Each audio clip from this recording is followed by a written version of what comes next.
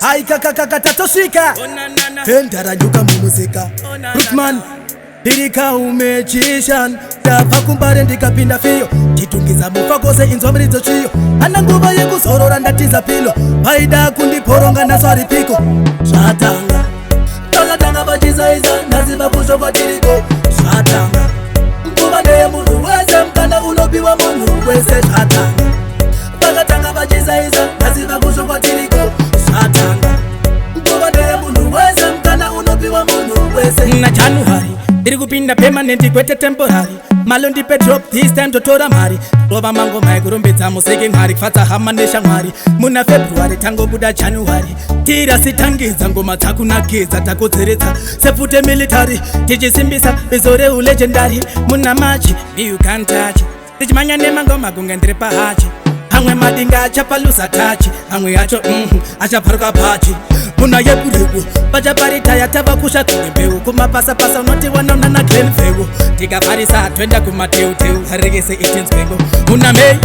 tichafadza ana peshina na my day ichange iri Saturday everyday vanoda mapango tiri mu one way kuisu tingakutyei Muna Juni ngoma chinenge chiri chibage ndiri papuni ndichirudunura June after June tadongorera randani kurwenda vakoma ndichitoini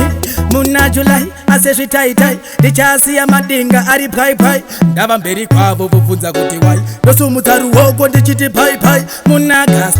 mangoma ivhairasi ndiri afasti ridhim ndoripukuta kutonge dhasti apumblasti takuipara simbi yanga ine rasti aSeptember handiimbe nyemba vakananga tumishi vanonditemba pamatuwa music ndiri babavemba vanemba hondo ndogarisa pachemba October moyo vanhu kare tenge tatoropa kusakura nekuzudza tsvera nekoropa vamwe voti madrugs tiri sopa hanzi makaromba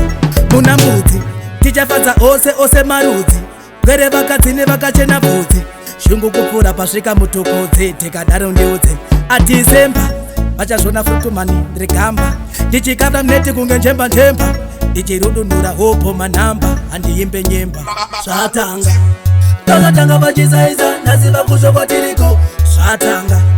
Nguva ndeye munhu wese Mkana unopiwa munhu wese Zvatanga Takatanga vachizaiza